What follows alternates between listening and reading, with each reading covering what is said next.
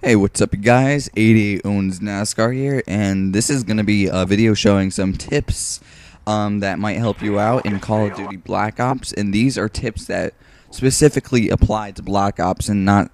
There's a lot of videos that show tips for the entire Call of Duty series, but the tips in this video are going to try to be more aimed for specifically Black Ops. So here we go.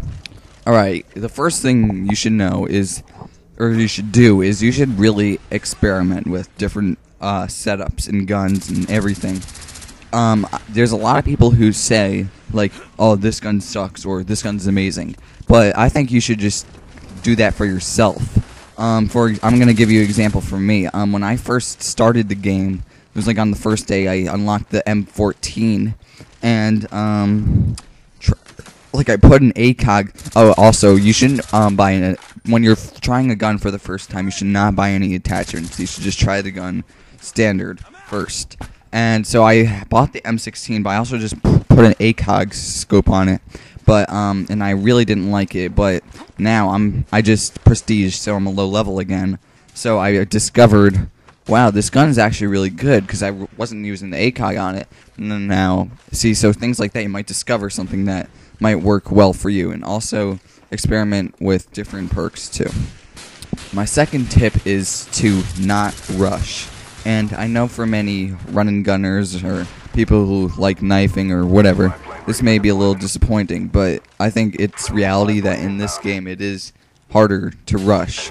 In Modern Warfare 2, I would consider myself a relaxed rusher, meaning I don't rush in with like SMG, just go all out, but I don't camp by any means. Like, I really try to get in there. But I think in this game, it's really hard. Like, if that's like the play style that you just are so used to and you really want it, definitely use try using the stakeout shotgun. That's just a suggestion. I think it's a really good shotgun. And if you're rushing, don't just go right into the middle where all the action is. Try to rush around the perimeter of the map, and then just keep. I know that's not really rushing in a sense, but like, just don't. I wouldn't hop into the middle of the map. My next tip is to definitely get the pro perks because I think the effects of the pro perks in this game are much more important than it was in Modern Warfare 2. Yes, they were nice in that game, but in this game, I think they're actually really a second perk. And I know some of the challenges to get the pro perks are kind of stupid. Like, I know I think it's a Marathon Pro, you have to capture like 15 flags, or it might be lightweight, I'm not sure. But I know a lot of people don't, and capture the flag, I know a lot of people don't like capture the flag, so I know some of them might be annoying, but I think people should try to get the pro perks as early as possible. My next suggestion is to use low kill streaks, and this doesn't apply to people who are just amazing and can do well. This applies to maybe the average player or less than an average player, and I would say I'm an average player. So I think the kill streaks, it's not just that the kill streaks are, it's not just the fact that the kill streaks don't build upon itself that makes it harder to get kill streaks. It's just harder to kill, and I think the low kill streaks are good. I like using a 3-5-7 setup. I'm opposed to the RCXD. I don't like it, but I usually run with a spy plane, napalm, and attack helicopter, and I also use hardline. So it's really 2, 4, 6, and call me newbie, but I don't care. And actually, when I'm running hardline, I use the care package so I can change it. So with Hardline Pro, you can change the care package to another random thing. I think up to 3 times. I'm not really sure. I'm kind of new to Hardline Pro, but it is a very useful thing. And once you're getting good, maybe you could start using like the Blackbird or the Chopper Gunner. But I think using the 3-5-7 or just low kill streaks is a good idea. My next tip is learn the map, and I know this is important in every Call of Duty game, but I think, again, it's especially important in this game, especially if you're using like a shotgun or sniper rifle or maybe even sometimes an SMG.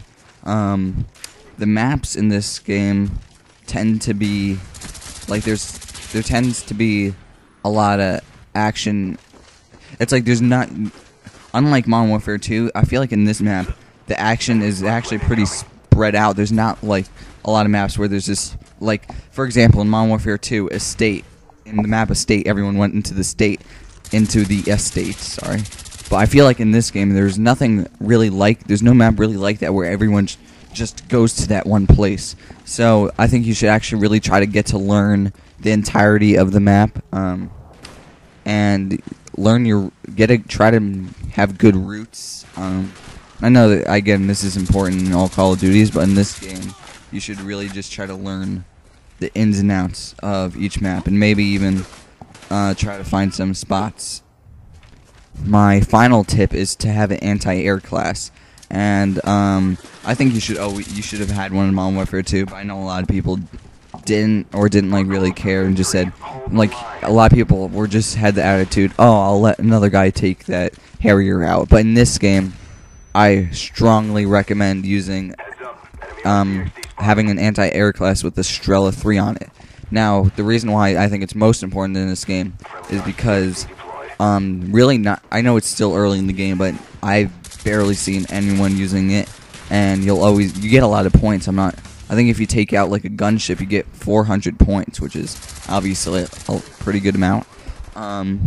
And generally, also the secondaries aren't that as good, so it's not like you're really wasting your secondary, because the pistols really are not that great. The launchers are. No, I just don't like launchers. So I think it's definitely worth having an anti-air class.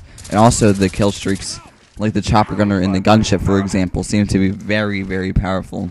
So you want to get that out of the air as quick as you can. And thanks for watching, guys. Hopefully this will help you out a little. Obviously, it's not going to make you a better player, but it will make you a smarter player. So anyway, thanks for watching, and see you guys later.